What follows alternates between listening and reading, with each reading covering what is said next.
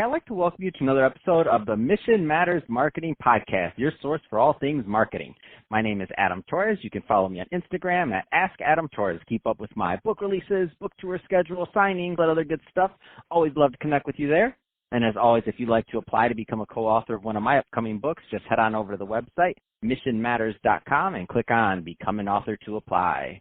All right, so today is a very special Reunion 2020 episode. What is that? That's when I had a guest on in the past, and I liked him so much I had to bring him on back. So today's special return guest is Carolyn Barth, and she's the CEO over at Digital Content Strategy. Carolyn, welcome back to the show. Thanks so much, Adam. Great to talk to you.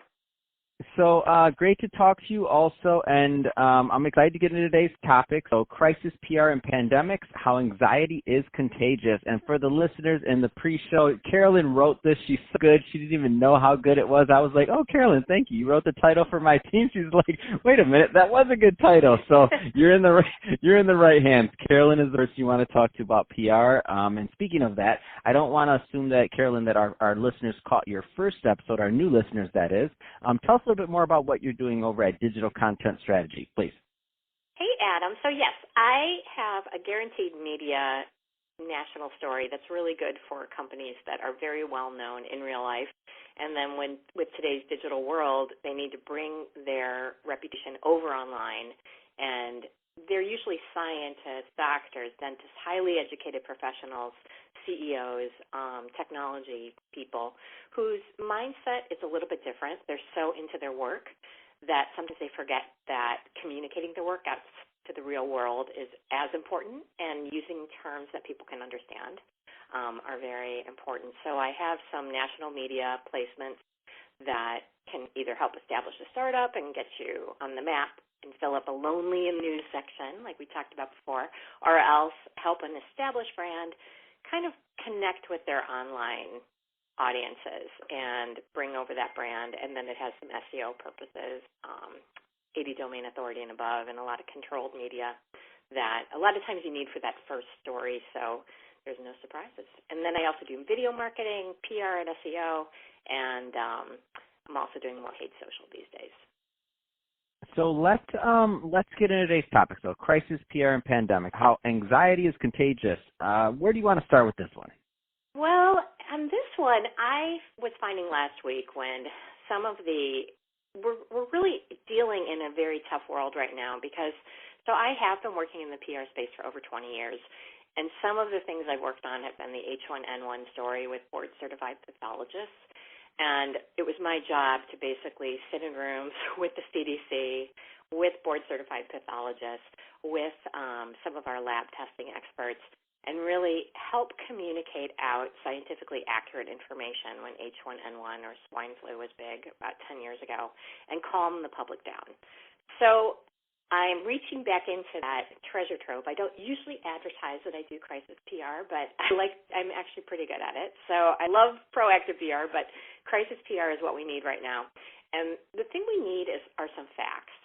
So one thing I didn't have to deal with as much about 10 years ago was how social media just takes a story and blows it up, and you see pictures of people walking around with masks. You have misinformation out there. You have people buying up toilet paper. You have no thermometers at stores. I mean, just hoarding scary images, and it's global with not a lot of scientific knowledge, not a lot of stuff coming from the top of our scientists saying, most of these cases are going to be mild.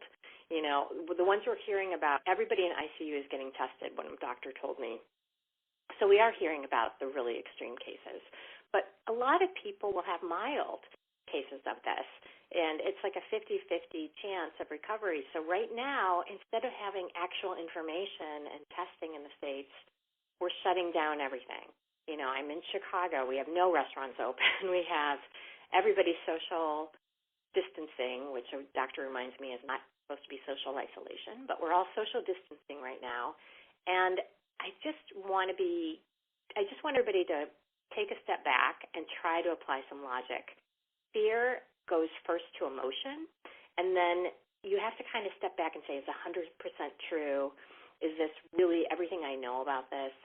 It's good to use common sense, but I'm just concerned about the height of the message, the reach of the message, and the fear going on with the message and it being contagious. Whereas if we can kind of just come back and try to look at the CDC, the WHO resources we have, and try to just stay, wise in this moment. I just am hoping, washing our hands goes a huge distance right now for that, and also does, we used 10 years ago, the advice was wash your hands sing happy birthday to yourself twice for 20 minutes with soap and water. The soap and water is good too. Cough into your elbow or your sleeve, and then also kind of, don't touch your face. And some of those in the social distancing is great too, but don't panic if you have a tiny sneeze, because if you look at some of the infographics out there, that doesn't seem to even be correlating with COVID-19 or the coronavirus. What should businesses be thinking about right now? So you're a business, and I mean specifically in terms of PR. So I understand from the we've kind of covered it from the mass side of things and the general public. What should businesses be thinking about PR related, and kind of what's next for them if this is the new norm as it relates to PR? I love that question. First of all, the thing you need to do is to get a small team together. You need to get your head of corporate communications or a PR professional, even if it's consultant, somebody who comes in. We need one message that's simple and easy to understand and remember and doesn't scare people. So whatever that one message is, it's a stake in the ground, 3 bullet points, and 1 call to action. You want to be, people are afraid of each other now. Right now, I've been exposed. I've had this. I could have done this. I might have had this. You just need calm, all right? And you also need a game plan. So any crisis communications plan that's worth its weight in gold is 1 page. It's at the top, what the key message is, who needs to know about it, and what are the channels you're going to roll that out over. Who are going to be your second-level ambassadors to get that message out to your company heads? Who's going to be the third level down? But have a chain of command where people can take that message and very carefully disseminate it so there is not a game of telephone. It has to be one message, easy to understand, and very carefully deployed. And it should also be deployed to your board members. It should be deployed to your customers if you need to. But it needs to be clear, concise, and actionable. And also just set realistic expectations, like, we're going to be working from home. We're going to need to figure this out. Also have maybe one central call line or one central place that people could even leave messages or an email so that you have a two-way communication coming back in. And then people can think about it. With PR, you don't always have to knee-jerk reaction with things. If you need people to answer questions and doing some two-way communications of things coming back to you, you want to have a way that you can look through the communication things so that you can pick the questions that are being asked most and give a thoughtful answer. And I've also noticed online that there are some really, really good infographics out there already about what's the difference between a cold, allergies, and the coronavirus and COVID-19. So it's a very good checklist. You have to do trusted sources. Again, try to stay up with the WHO, World Health Organization, and make sure that some of these are written by doctors. But, we just can't panic over every sneeze.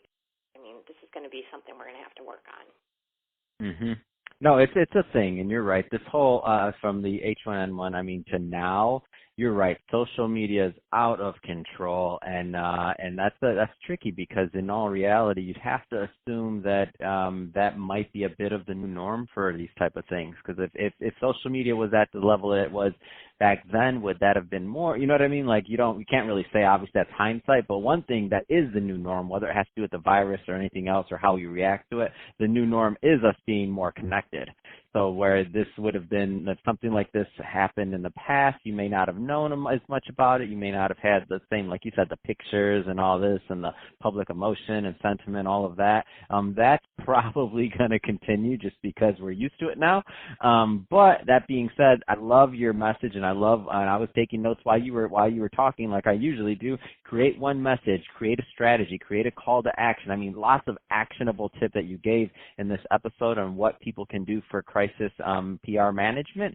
So, Carolyn, I can talk to you about this all day long, but we're about out of time. If somebody's listening to this and they want more information on working with you or learning more about what you do, what's the best way for them to reach out? Yeah, I would love for them to reach out and find me, Carolyn Barth Storytelling on LinkedIn. Reach out, connect with me, tell me that you've heard this episode. I have an article up there about how we handled H1N1. Stay close to the science. Just remember to put on our thinking caps and, act logically. Try to be careful about what we're getting out there because, and try to look for information that's reassuring because it's a scary time, and you want to trust the experts, the scientific accuracy, and we still have to move forward with business. So just, I love that. I love that message. We have to move forward with business. I mean, I tweeted this morning. That we were, I think we have 49 or 50 podcast episodes scheduled this week. So, hey, we got to do business as usual, and that's it. That's what moves humanity forward. That's what I say. Like, there's been many different things, and people are still go to business. They still do their work, and so everybody listening, go to work. Do what you can. I love it. So, Carolyn, thank you again for coming back on the show as a return guest. And to the audience, as always, thank you for tuning in. Hope you got a lot of value out of this. Hope you learned a lot. I sure did. If you did, don't forget to subscribe to the podcast, Mission Matters Marketing. And if you're watching that YouTube channel, Mission Matters Marketing, give us a subscribe there and let us know what you thought. Leave us some comments in the comment section of the video. Love to interact and move the conversation over to the YouTube community. And Carolyn, thanks again for coming back on the show.